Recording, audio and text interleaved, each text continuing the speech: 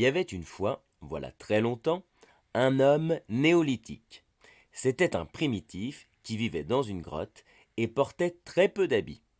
Il ne savait ni lire ni écrire, et ça lui était égal. Il était toujours content, excepté quand il avait faim. Il s'appelait Tegumai Bobsoulaï, ce qui signifie l'homme qui ne met pas un pied devant l'autre sans savoir pourquoi. Mais nous l'appellerons Tegumai tout court.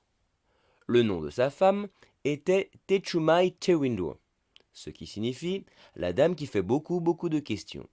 Mais pour aller plus vite, nous dirons Techumai. Et le nom de sa petite fille était Tafimai Metalumai, ce qui signifie petite personne dépourvue de manières et qui a besoin d'être fouettée. Mais nous l'appellerons Tafi. Et c'était la mieux aimée de Tegumai Bobsoulaï et la mieux aimée de sa maman à elle toute seule. On ne la fouettait pas la moitié de ce qu'il aurait fallu. Et ils vivaient très heureux tous trois. Aussitôt que Tafi sut marcher, elle accompagna partout son papa Tegumai, et parfois ils ne rentraient à la grotte que lorsqu'ils avaient faim. Et alors, Teshumai Tewinduo disait « Où diable avez-vous été tous les deux pour vous crotter comme cela? Vrai, mon Tegumai, tu ne vaux pas mieux que ma Tafi. » Or, oyez et entendez bien, un jour, Tegumai Bobsoulaï descendit par le marais au castor afin de pêcher au harpon des carpes pour dîner. Et Tafi vint aussi. Le harpon de Tegumai était en bois avec des dents de requin au bout. Et avant d'avoir pris un seul poisson, il le cassa par accident en le lançant trop roide contre le fond de la rivière. Ils se trouvaient à des milles et des milles de chez eux, avec leur déjeuner dans un petit panier, tu comprends bien. Et Tegumai avait oublié de prendre des harpons de rechange. Nous voilà propres, une jolie pêche, dit Tegumai. Il me faudra une demi-journée pour accommoder ça. Il y a ton grand harpon noir à la maison, dit Tafi. Laisse-moi retourner à la grotte d'un temps de trop et le demander à maman. C'est trop loin pour tes petites jambes, dit Tegumai. De plus, tu es capable de tomber dans l'étang au castor et de te noyer. Il faut faire contre mauvaise fortune bon cœur. Il s'assit et prit une petite sacoche de peau rapiécée pleine de nerfs de renne et de lanières de cuir, de mottes de cire et de bouts de résine, et se mit à raccommoder le harpon. Tafi s'assit aussi, les doigts de pied dans l'eau et le menton dans la main, et se mit à réfléchir très fort. Alors, elle dit « Dis donc pas, c'est très embêtant de ne pas savoir écrire ni lire ni l'un ni l'autre. Si nous savions, nous pourrions envoyer une lettre pour demander le harpon. » Tafi, dit Tegumai, combien de fois t'ai-je demandé de ne pas parler comme ça? Embêtant ne se dit pas. Mais tout de même, ce serait très commode si on pouvait écrire à la maison. À ce même moment, un étranger s'en vint le long de la rivière. Mais il appartenait à une tribu lointaine, les Tewara. Et il ne comprenait pas un mot du langage de Tegumai. Il restait debout sur le bord en souriant à Tafi, parce que lui aussi avait une petite fille à la maison. Tegumai tira un écheveau de nerfs de renne de son sac à malice et se mit à raccommoder le harpon. « Viens ici, dit Tafi. Sais-tu où reste maman? Et l'étranger dit étant, comme on sait, un Tewara. Tourte, dit Tafi, en tapant du pied, car elle voyait un beau passage de carpe qui remontait le courant juste au moment où son papa ne pouvait pas se servir de son harpon. N'ennuie pas les grandes personnes, dit Tegumai, si occupé à son raccommodage qu'il ne se retourna même pas. C'est pas moi, dit Tafi. Je lui demande seulement de faire la chose que je veux qu'il fasse. Et il ne veut pas comprendre. Alors ne m'ennuie pas, dit Tegumai, qui continuait à tirer et forcer les nerfs de renne, la bouche pleine de boue et de morceaux. L'étranger, c'était un Tewara pur sang, s'assit sur l'herbe et Tafi lui montra du doigt ce que faisait son père.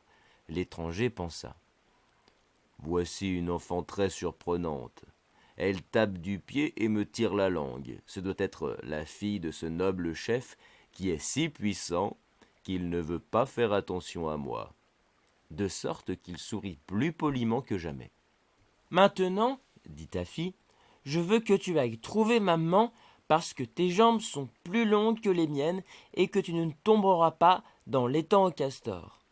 Tu demanderas l'autre harpon de papa, celui qui a un manche noir et qui est accroché au-dessus de la cheminée. L'étranger, et c'était un Tewara, pensa « Voici une enfant très très surprenante. Elle agite les bras et me crie dans la figure, mais je ne comprends pas un mot de ce qu'elle dit. Pourtant, si je ne fais pas ce qu'elle veut, je crains grandement que ce chef arrogant, l'homme qui tourne le dos aux visiteurs, ne se fâche. » Il se leva pour lors et arracha un grand morceau d'écorce à un bouleau, puis l'offrit à Taffy. Il fit cela pour montrer que son cœur était aussi blanc que l'écorce du bouleau, et qu'il n'avait pas de mauvaise intention. Mais Taffy ne comprit pas très bien.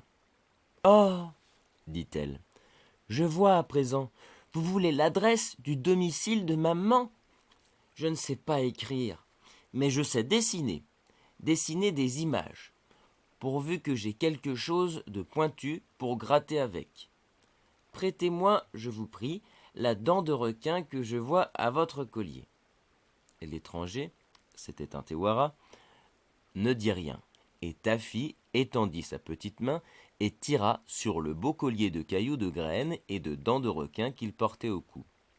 L'étranger, un vrai Tewara, pensa « Voici une très très très surprenante enfant, car cette dent est enchantée, et on m'a toujours dit que toute personne qui la toucherait sans ma permission devait sur-le-champ enfler puis éclater avec bruit. Mais cet enfant n'enfle ni n'éclate, et ce chef important, l'homme qui s'occupe strictement de son affaire, ne semble craindre pour elle rien de pareil. Je ferais bien d'être plus poli. » C'est pourquoi il donna la dent de requin à Taffy, et elle se mit à plat sur son petit estomac avec les jambes en l'air, comme quelqu'un que je connais sur le parquet du salon pour dessiner des images. Et elle dit « Maintenant, je vais vous faire de beaux dessins. Je vous permets de regarder par-dessus mon épaule, mais pas de rire. D'abord, je vais faire pas quand il pêche. Ça ne lui ressemble pas beaucoup, mais m'en saura parce que j'ai fait le harpon tout cassé. À présent, je vais dessiner l'autre harpon qu'il veut, celui qui a un manche noir. On dirait qu'il est planté dans le dos de pas, mais c'est parce que la dent a glissé et que ce morceau d'écorce n'est pas assez grand. Voilà le harpon qu'il faut rapporter. Alors, je vais faire mon portrait à moi, vous expliquant la chose. Mes cheveux ne se tiennent pas droit comme j'ai fait, mais ils sont plus faciles à dessiner de cette manière-là. Maintenant, je vais vous dessiner vous. Ce n'est pas que vous ne soyez pas très gentil comme vous êtes, mais je ne peux pas vous faire joli sur l'image. Alors, il ne faut pas être fâché. Êtes-vous fâché ? » L'étranger, un Tewara, c'était, sourit. Il pensa « Il doit y avoir une grande bataille, quelque part qui se prépare, et cette surprenante enfant, qui m'a pris ma dent de requin, qui n'enfle ni n'éclate, m'ordonne d'appeler toute la tribu de ce grand chef à son secours. C'est certainement un grand chef, sans quoi il aurait fait attention à moi. » « Regardez, dit Taffy, en dessinant avec beaucoup d'application et pas mal de faux traits. Maintenant, je vous ai dessiné et j'ai mis dans votre main le harpon dont se sert pas, pour vous rappeler qu'il faut le rapporter. Maintenant, je vais vous montrer comment trouver l'adresse du domicile de maman. On va toujours tout droit jusqu'à ce qu'on trouve 2 arbres. Ça, c'est des arbres. Puis, on monte une côte. Ça, c'est une côte. Et puis, on arrive à un étang plein de castors. Je n'ai pas mis tous les castors parce que je ne sais pas dessiner les castors. Mais j'ai fait leur tête, et c'est tout ce qu'on en voit en longeant l'étang. Ne tombez pas à l'eau. Notre grotte est juste passé l'étang. Elle n'est pas vraiment aussi haute que la côte, mais je ne peux pas faire les choses très petites. Devant la grotte, c'est maman. Elle est jolie, c'est la plus jolie de toutes les mamans qu'il y ait jamais eu. Mais elle ne se fâchera pas que je l'ai faite si vilaine. Elle sera contente de voir que je sais dessiner. Pour que vous n'oubliez pas, j'ai dessiné le harpon que Pa veut en dehors de la grotte. En réalité, il est dedans, mais vous montrerez l'image à maman et elle vous le donnera. Je l'ai faite avec les bras en l'air parce que je sais qu'elle sera si contente de vous voir. C'est pas que c'est une belle image, hein. Et si vous ne comprenez pas bien, je vous expliquerai encore. L'étranger, car c'était un Tewara, regarda l'image et hocha la tête très fort. Il se dit « Si je ne vais pas chercher la tribu de ce grand chef, il sera tué par ses ennemis qui viennent de tous côtés avec des lances. Je vois maintenant pourquoi le grand chef faisait semblant de ne pas me voir. Il avait peur que ses ennemis soient cachés dans la brousse et le voient me donner un message.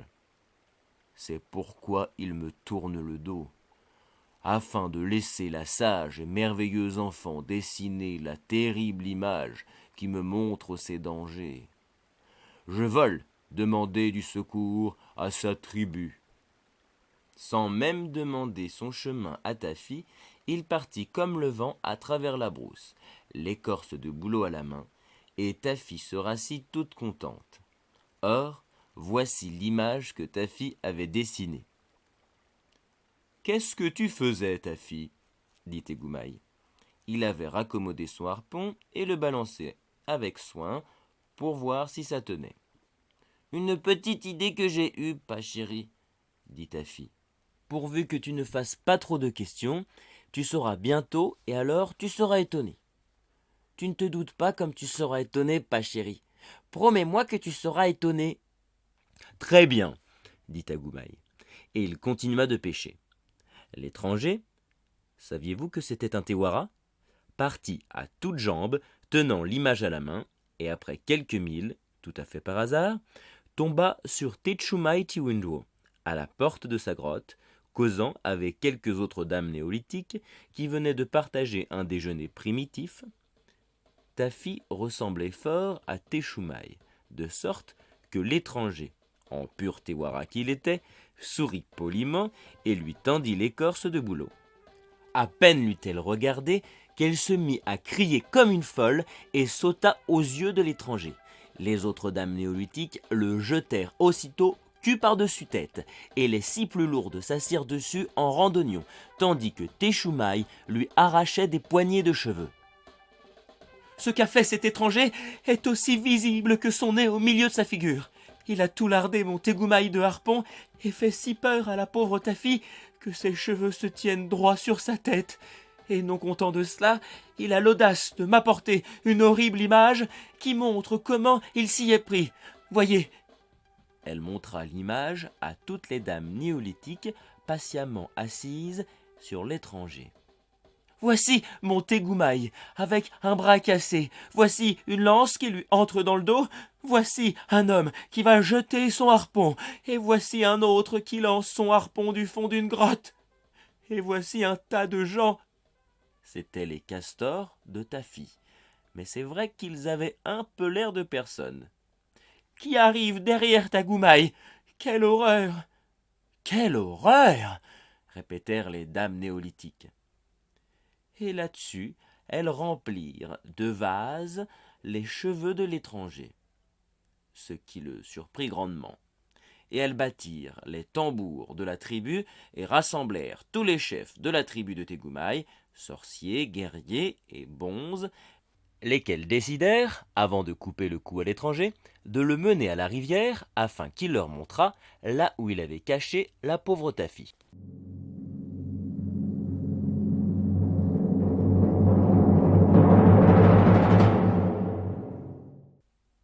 Depuis un moment déjà, L'étranger, tout Tewara qu'il fût, était positivement ennuyé.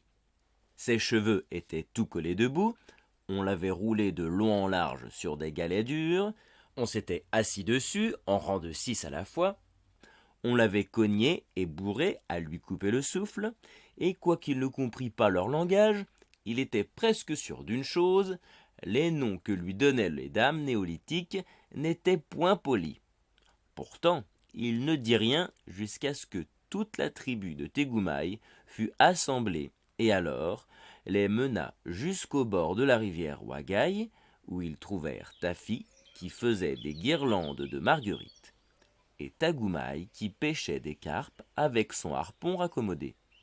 « Eh bien, vous avez été vite, dit Tafi. Mais pourquoi tant de monde ? Pas chéri, c'est ma surprise. Es-tu étonné ? Très étonné, mais c'est la fin de toute espèce de pêche pour aujourd'hui. C'est incroyable, Tafi, mais toute notre bonne, brave et digne tribu est là. Tafi.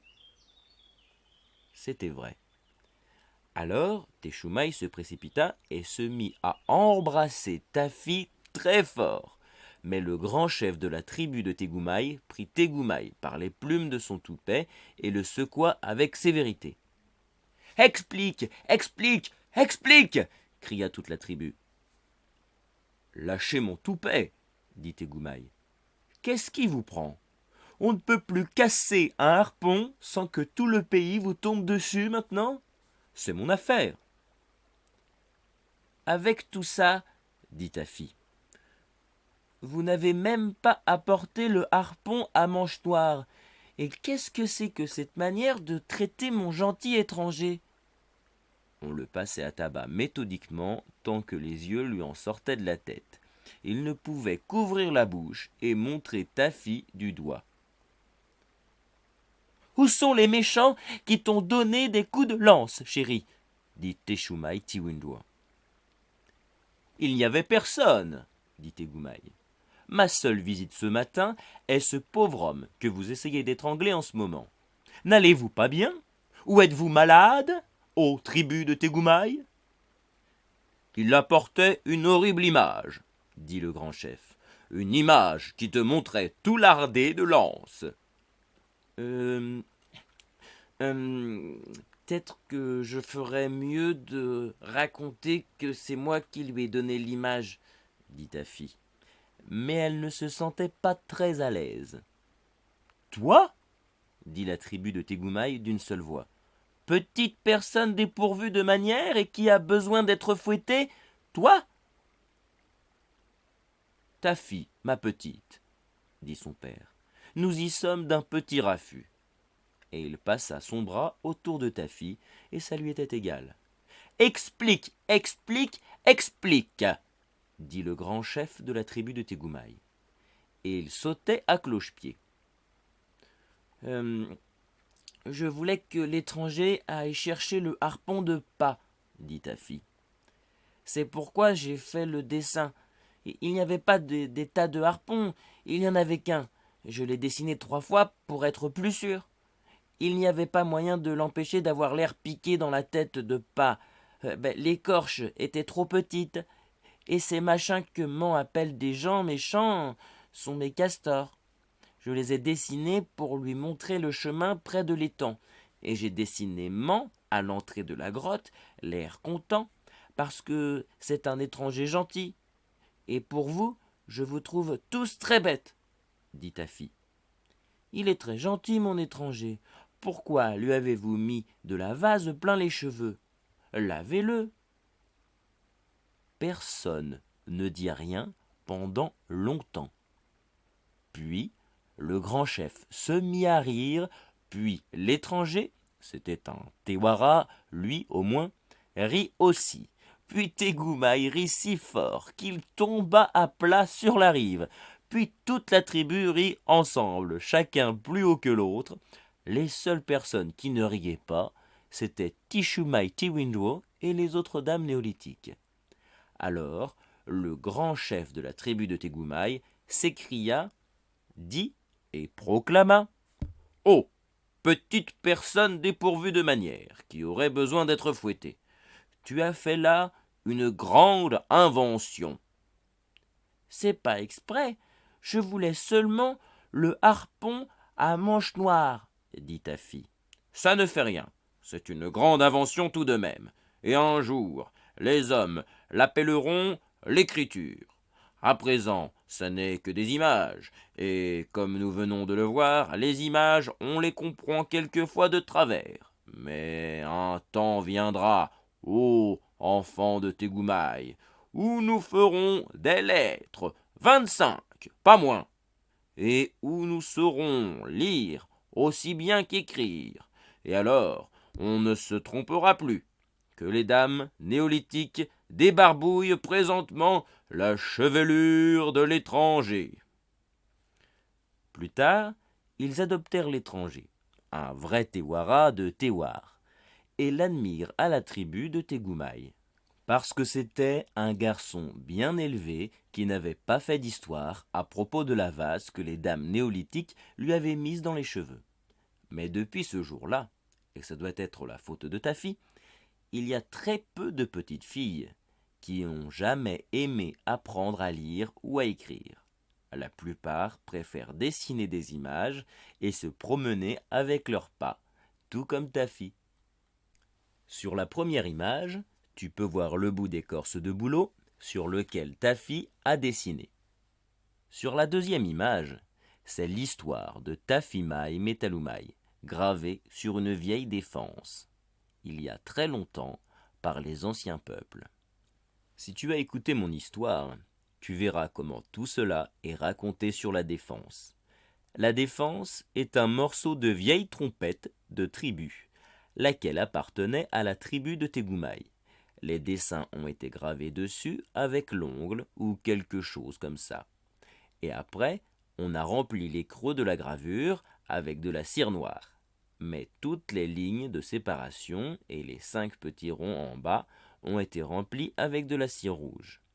Quand c'était neuf, il y avait au bout une pièce de dentelle, de perles, de coquilles et de pierres précieuses. Mais aujourd'hui, tout cela est brisé et perdu. Tout, sauf le petit morceau que tu vois. Les lettres autour de la défense sont magiques. Des runes magiques. Et si tu pouvais les lire, tu découvrirais quelque chose de plutôt nouveau. La défense est en ivoire, très jaune et très rayée. Elle mesure 60 cm de long et 60 cm de tour. Elle pèse 5,4 kg.